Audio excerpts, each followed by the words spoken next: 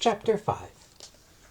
Every object in the next day's journey was new and interesting to Elizabeth, and her spirits were in a state for enjoyment, for she had seen her sister looking so well as to banish all fear for her health, and the prospect of her northern tour was a constant source of delight.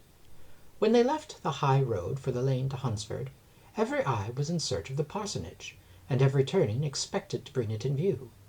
The paling of Rosings Park was their boundary on one side. Elizabeth smiled at the recollection of all that she had heard of its inhabitants. At length the parsonage was discernible, the garden sloping to the road, the house standing in it, the green pales and the laurel hedge, everything declared they were arriving.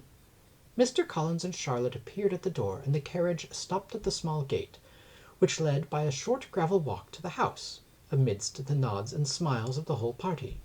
In a moment they were all out of the chaise, rejoicing at the sight of each other. Mrs. Collins welcomed her friend with the liveliest pleasure, and Elizabeth was more and more satisfied with coming, when she found herself so affectionately received. She saw instantly that her cousin's manners were not altered by his marriage. His formal civility was just what it had been, and he detained her some minutes at the gate to hear and satisfy his inquiries after all her family. They were then, with no other delay than his pointing out the neatness of the entrance, taken into the house, and as soon as they were in the parlour he welcomed them a second time with ostentatious formality to his humble abode, and punctually repeated all his wife's offers of refreshment. Elizabeth was prepared to see him in his glory, and she could not help fancying that in displaying the good proportion of the room, its aspect and its furniture, he addressed himself particularly to her, as if wishing to make her feel what she had lost in refusing him. But though everything seemed neat and comfortable, she was not able to gratify him by any sigh of repentance, and rather looked with wonder at her friend that she could have so cheerful an air with such a companion. When Mr. Collins said anything of which his wife might reasonably be ashamed, which certainly was not unseldom, she involuntarily turned her eye on Charlotte. Once or twice she could discern a faint blush, but in general Charlotte wisely did not hear. After sitting long enough to admire every article of furniture in the room, from the sideboard to the fender, to give an account of their journey and of all that had happened in London, Mr. Collins invited them to take a stroll in the garden, which was large and well laid out, and to the cultivation of which he attended himself.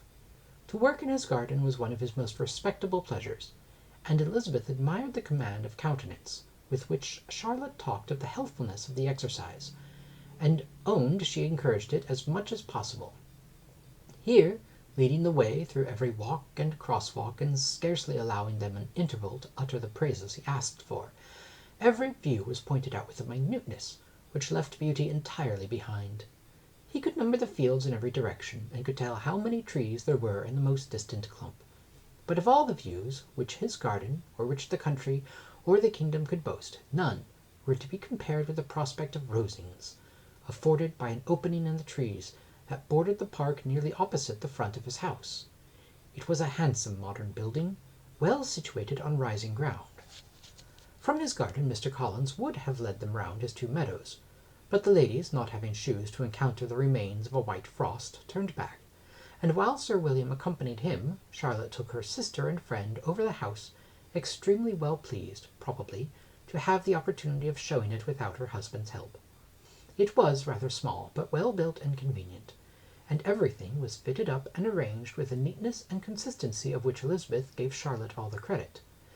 When Mr. Collins could be forgotten, there was really a great air of comfort throughout, and by Charlotte's evident enjoyment of it, Elizabeth supposed he must be often forgotten.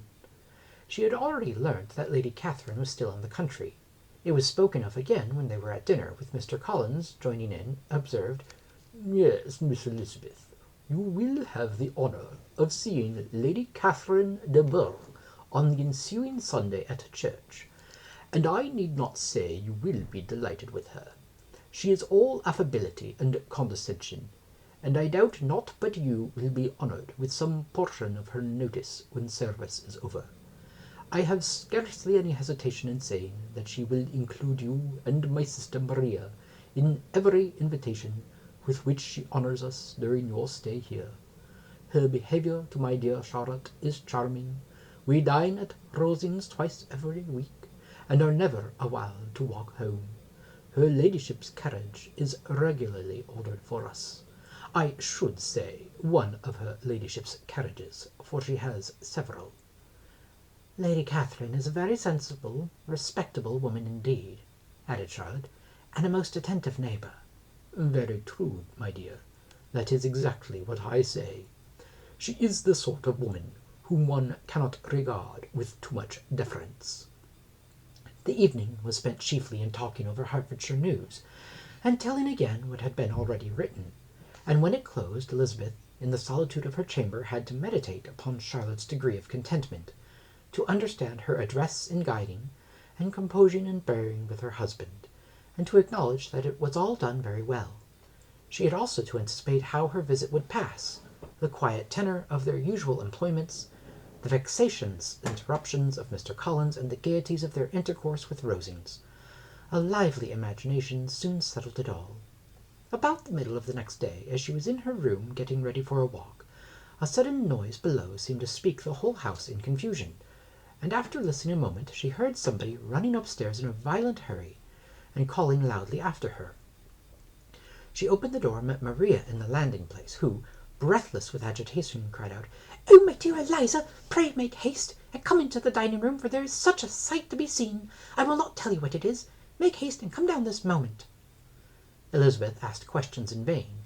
Maria would tell her nothing more, and down they ran into the dining-room, which fronted the lane, in quest of this wonder. It was two ladies, stopping in a low phaeton at the garden gate. "And is this all?" cried Lady Elizabeth. "I expected at least that the pigs were got into the garden, and here is nothing but Lady Catherine and her daughter." "Ah, my dear," said Maria, quite shocked at the mistake, "it is not Lady Catherine. The old lady is Mrs. Jenkinson, who lives with them. The other is Miss de Bourgh. Only look at her, she is quite a small creature. Who would have thought she could be so thin and small? She is abominably rude to keep Charlotte out of doors in all this wind. Why does she not come in?"